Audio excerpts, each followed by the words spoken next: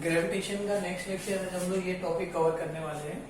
Very first escape velocity, communication satellite and then projection of satellite.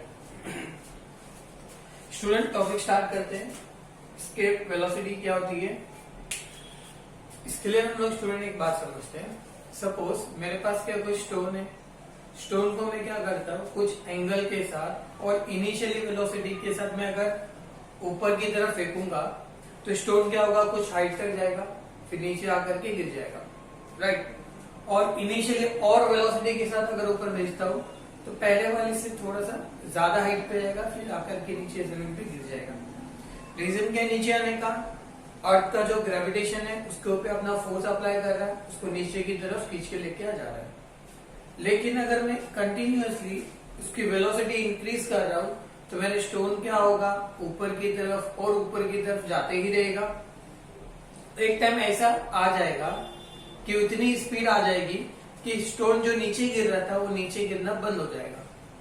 इसका मतलब क्या होता है कि ये जो स्टोन है, अर्थ का जो भी ग्रेविटेशनल इन्फ्लुएंस है उससे बाहर निकल गया। अर्थ के इन्फ्लुएंस से क्या हो गया, बाहर निकल गया। अब उसके ऊपर अर्थ अपना ग्रेविटेशनल फोर्स नहीं लगा सकता है, तो जिस वेलोसिटी पे वो अर्थ के इन्फ्लुएंस से बाहर निकल जाता है उसको हम लोग क्या बोलते हैं, एस्केप वेलोसिटी। तो इसको वेलोसिटी क्या होगा, the minimum amount of velocity required to escape from the earth gravitational influence is known as escape velocity. Student इसका नाम लो, एक्सप्रेशन भी देखेंगे। सबसे पहले यहाँ पे लिख लेते हैं minimum velocity required to escape from the earth gravitational influence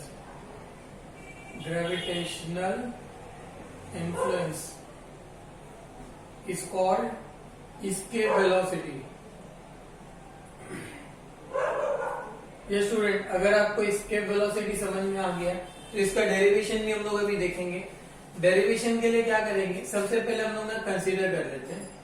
consider small M जो है मास ऑफ द ऑब्जेक्ट है, मास ऑफ द ऑब्जेक्ट, जिस ऑब्जेक्ट को हमें अर्थ के इन्फ्लुएंस से बाहर निकालना है, okay. And v be the velocity, v be the velocity. Student अगर ऑब्जेक्ट ऊपर की तरफ जा रहा है तो उसका कुछ ना कुछ काइनेटिक एनर्जी होगा कि नहीं होगा, तो उसका काइनेटिक एनर्जी क्या होगा, half n v square, okay.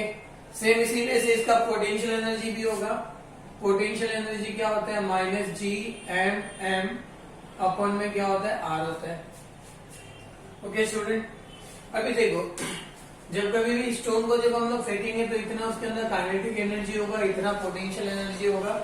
जब हमारा ऑब्जेक्ट, स्टोन मतलब क्या, स्टूडेंट ऑब्जेक्ट है, जब एक मैक्सिमम हाइट पे पहुंच जाएगा तो उसकी वेलोसिटी क्या हो जाएगी, जीरो हो जाएगी। हर ऑब्जेक्ट जब कभी भी एक मैक्सिमम हाइट पे पहुंचता है ना तो उसकी वेलोसिटी क्या हो जाती है, जीरो। मैक्सिमम हाइट मतलब क्या होता है, इनफाइनाइट हाइट। तो यहाँ पे हम लोग क्या मान रहे हैं, now consider object is at maximum height. Maximum height को हम लोग क्या ले लेते हैं, इनफाइनाइट हाइट। क्या ले लेंगे स्टूडेंट, इनफाइनाइट हाइट, ओके। जब ये इनफाइनाइट हाइट पे होगा तो डिस्टेंस क्या होगा हमारा, इनफाइनाइट हो जाएगा। देखो टोटल एनर्जी क्या होगा, यहाँ से टोटल एनर्जी क्या होगा, kinetic energy plus potential energy होगा। अब यहाँ पे 1 by 1 इसको इक्वेशन देके छोड़ दो, 1 by 1 हम लोग सॉल्व करेंगे। काइनेटिक एनर्जी क्या है, formula half m v square. At maximum height velocity क्या होगा, जीरो, तो यहां से आपको काइनेटिक एनर्जी स्टूडेंट जीरो हो जाएगा, ओके। सेम इसी वे से अगर मैक्सिमम हाइट पे होगा तो डिस्टेंस क्या हो जाएगा, इनफाइनाइट होगा, तो पोटेंशियल एनर्जी क्या मिलेगा, माइनस जी एम एम। यहाँ पे इनफाइनाइट होगा तो 1 अपॉन इनफाइनाइट का जो वैल्यू होता है वो जीरो होता है, तो ये पूरे टर्म क्या हो जाएगा स्टूडेंट, जीरो होगा। Potential energy, so kinetic energy हमको क्या मिला, जीरो। पोटेंशियल एनर्जी भी हमको मिल गया जीरो, तो टोटल एनर्जी भी क्या हो जाएगा student, zero plus zero that is equal to zero. तो अब यहाँ पे हम लोग 0 पुट कर सकते हैं इसके इक्वेशन से। यहाँ 0 हो जाएगा तो काइनेटिक एनर्जी और प्लस क्या हो जाएगा potential energy. Just value substitute करना है हमें। काइनेटिक एनर्जी क्या है हाफ mv² और पोटेंशियल एनर्जी क्या है माइनस Gm/m/r।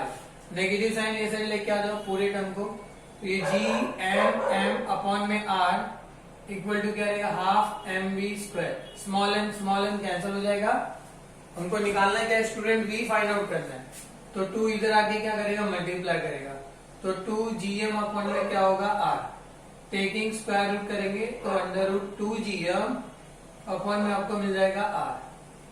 स्टूडेंट ये हमें मिल गया वेलोसिटी, और ये जो वेलोसिटी होगा किसका होगा स्टेप वेलोसिटी का। और एक चीज देखो according to acceleration due to gravity, acceleration due to gravity हम लोगों ने देखा था वो क्या होता है small g is equal to capital G में r² होता है। राइट स्टूडेंट, तो यहाँ पे हम लोग क्या करेंगे Gm का वैल्यू सेपरेट कर लेंगे, तो यह G से r² आके मल्टीप्लाई करेगा तो Gm मिलेगा। Gm का वैल्यू यहाँ पुट कर दो, v इज इक्वल टू √2 इस Gm की जगह पे Gm का वैल्यू क्या है Gr² में r। ये r कैंसिल होगा तो आपको क्या मिलेगा 2Gr। So this is the final expression for what escape velocity. This is one kind of escape velocity which is in the form of G and m। This is another. So student ये जो final derivations के अंदर जो formulas बनते हैं that is most important for the numerical purpose and competitive exams purpose. अब देखो question क्या होता है, G का वैल्यू हमको मालूम है 9.8 होता है, R का वैल्यू भी अपने को मालूम है कितना होता है 6400 किलोमीटर। जब हम लोग सब्स्टिट्यूट करेंगे इसके अंदर तो इसके वेलोसिटी कितना होगा, इसके वेलोसिटी होता है 11.2 किलोमीटर पर सेकेंड। मिनिमम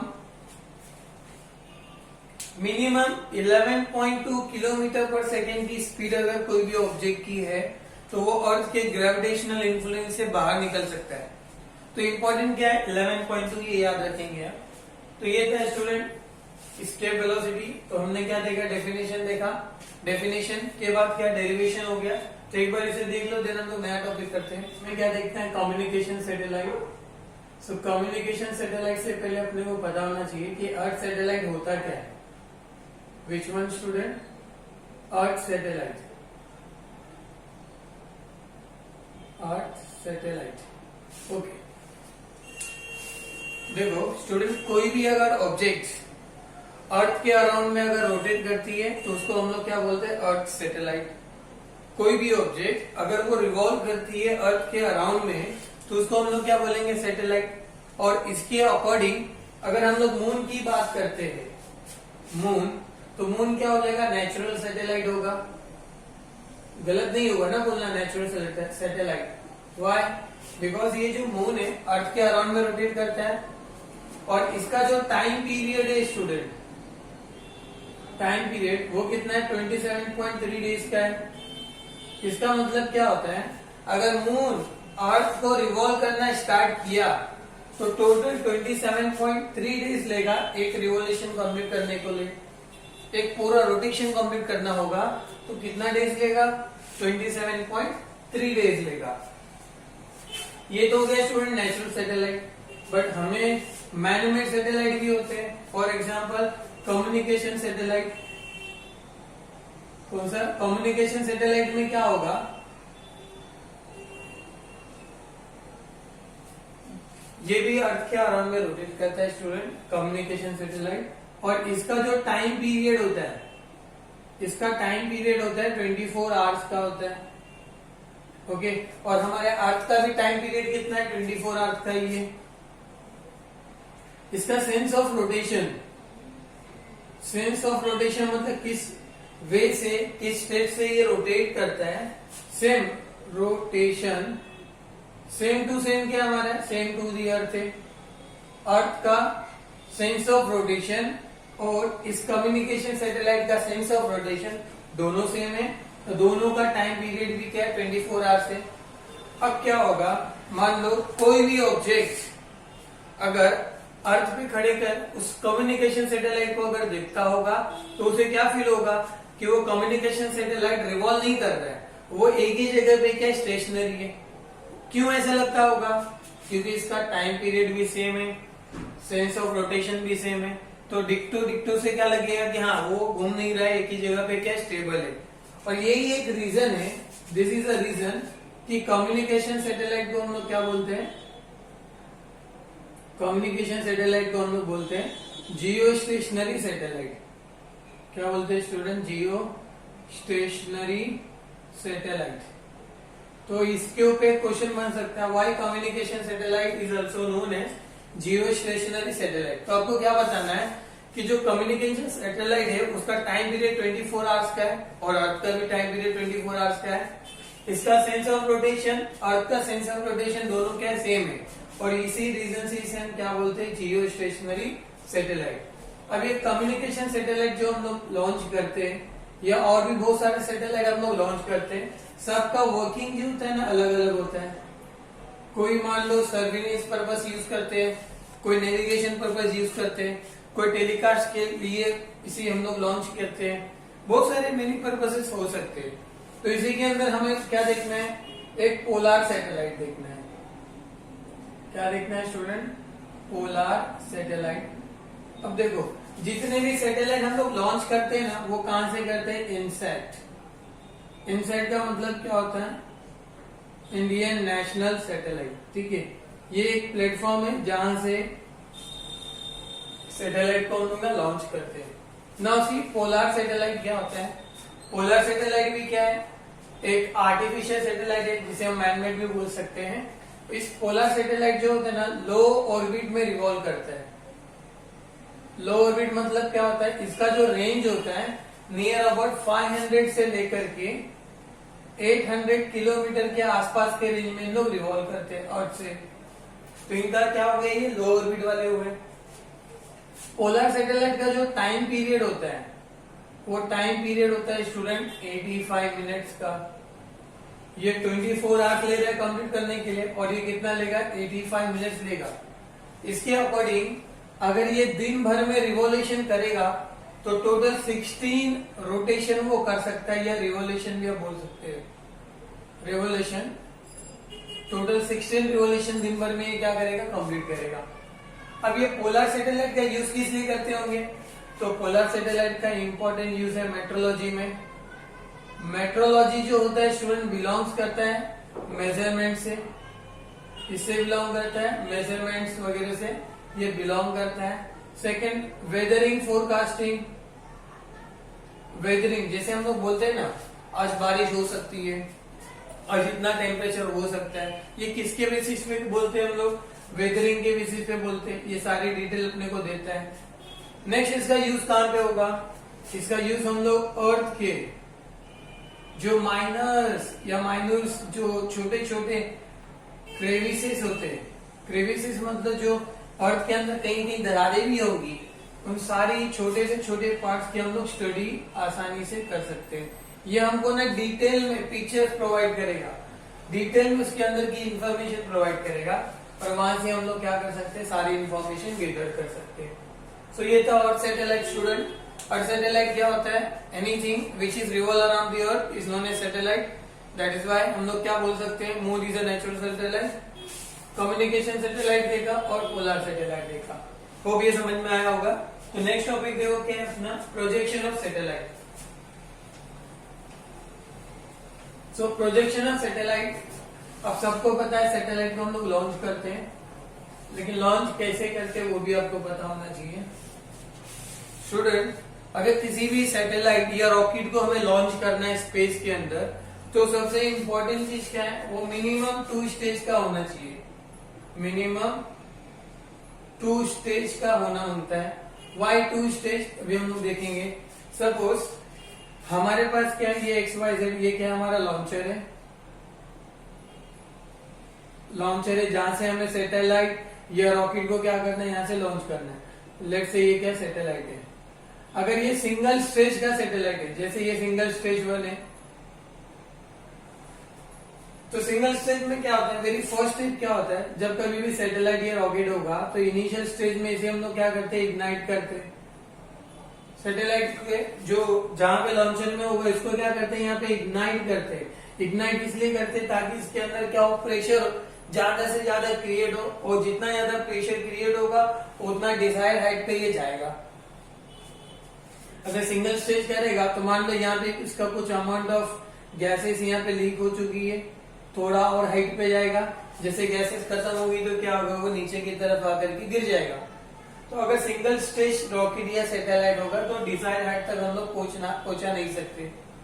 अगर 2 स्टेज वाला अगर हमारे पास सैटेलाइट है, स्टेज 1 स्टेज 2, तो उस टाइम क्या होगा, देखो यहाँ पहला स्टेज तो फ्यूल सिलेंडर 1 के अंदर से क्या होगा, हम लोग फ्यूल को बर्न करेंगे, इग्नाइट करेंगे, तो इसके अंदर प्रेशर क्रिएट हो जाएगा। पूरा प्रेशर क्रिएट होने के बाद ये क्या होगा, वर्टिकल डायरेक्शन में ऊपर की तरफ जाएगा। कैसे जाएगा स्टूडेंट, वर्टिकल डायरेक्शन में जो है ना ऊपर की तरफ वो क्या होगा, जाएगा और एक डिजायर्ड हाइट तक पहुंच जाएगा। जैसे डिजायर्ड हाइट तक पहुंच गया तो इसका फ्यूल क्या होगा, खत्म हो जाएगा। तो हम लोग बाय रिमोट कंट्रोल ये पहला जो फ्यूल था उसको डिटैच करेंगे और सेकेंड वाले फ्यूल को क्या कर देंगे, एक्टिव कर देंगे। ओके, तो हमारा जो ये रॉकेट समझ लो या तो फिर आप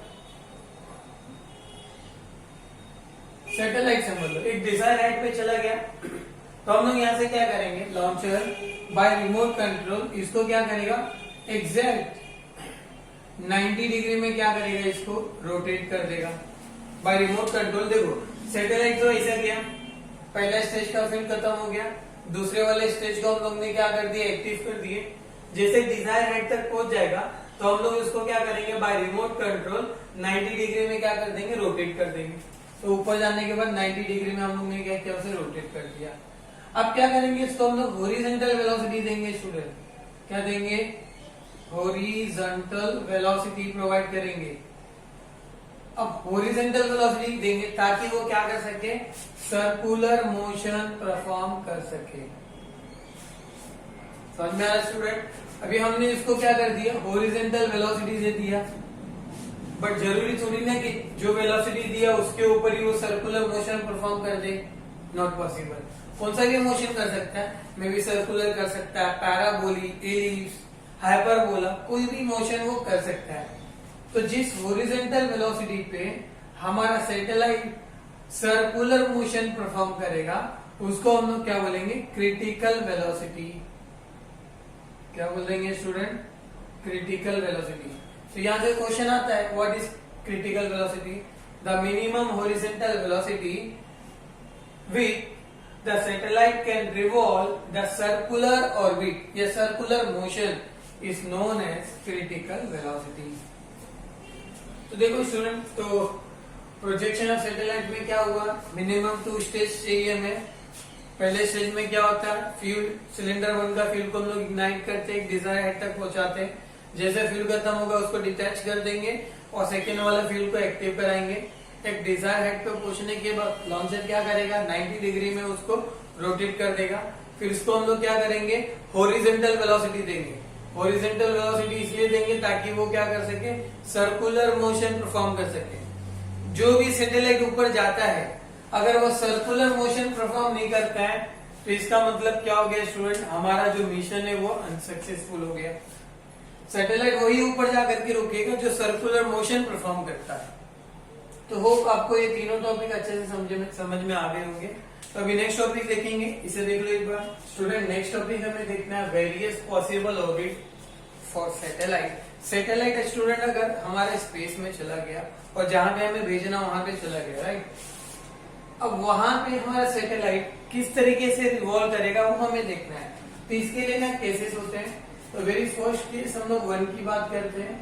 केस 1 में अच्छा, सैटेलाइट जब एक डिजायर्ड हाइट पे पहुंच गया था तो वहां पे हमने उसे क्या दिया, हॉरिजॉन्टल वेलोसिटी दिया।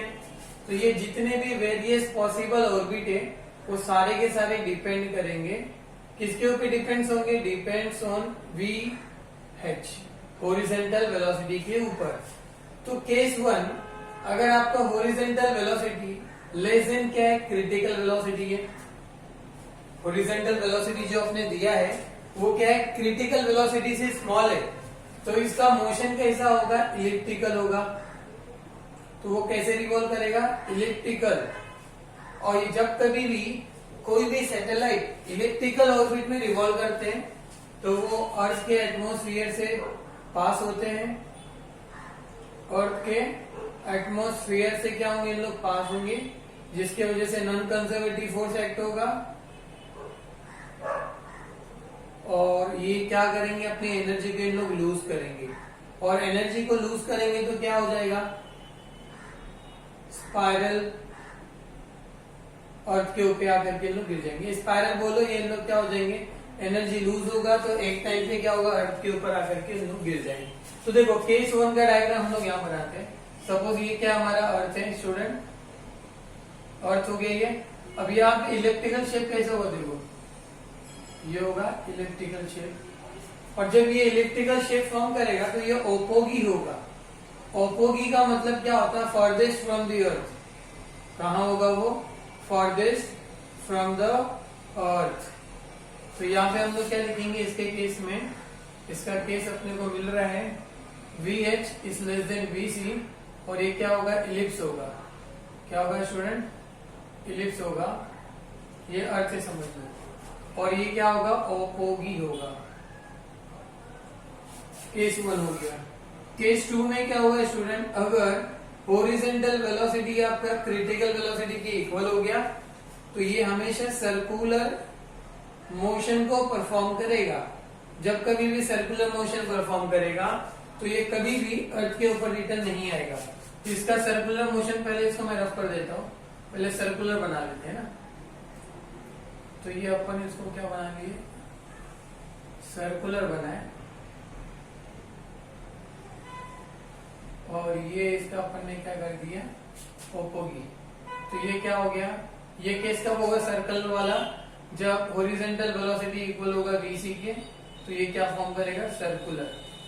तो इसको थोड़ा अच्छे शेप से बना सकते हो। ओके, नाउ सी स्टूडेंट, ये केस 2 हो गया। नाउ केस 3, अगर हॉरिजॉन्टल वेलोसिटी आपका क्या ग्रेटर है, किससे ग्रेटर है, क्रिटिकल वेलोसिटी से, और स्मॉल किससे स्टूडेंट, स्मॉल एस्केप वेलोसिटी से, स्मॉल एस्केप वेलोसिटी से, तब ये क्या फॉर्म करेगा, इलिप्टिकल अगेन फॉर्म करेगा। ये अगेन इलिप्टिकल या इलिप्स मोशन ये परफॉर्म करेगा, बट दिस टाइम क्या होगा, ये पेरिगी होगा।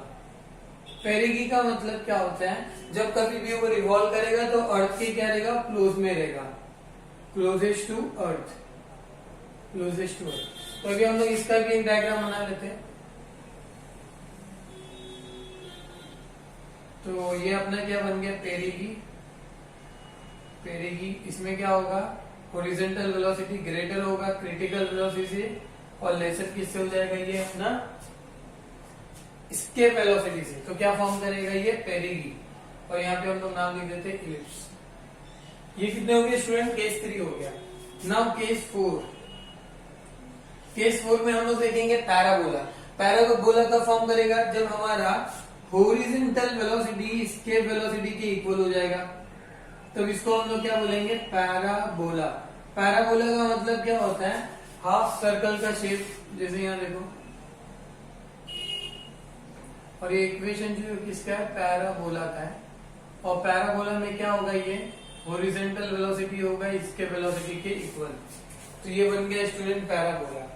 नाउ नेक्स्ट केस 5 जो है, अगर हमारा हॉरिजॉन्टल वेलोसिटी जो है ग्रेटर है इसके वेलोसिटी से, हॉरिजॉन्टल वेलोसिटी क्या है, इसके वेलोसिटी से ग्रेटर है, तब ये फॉर्म करेगा हाइपरबोला।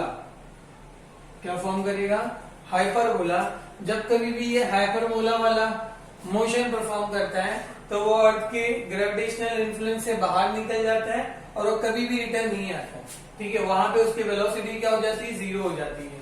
तो यहाँ पे हम लोग बोल सकते हैं कि एक हाइट पे जाने के बाद वेलोसिटी क्या हो जाएगी इसकी, 0।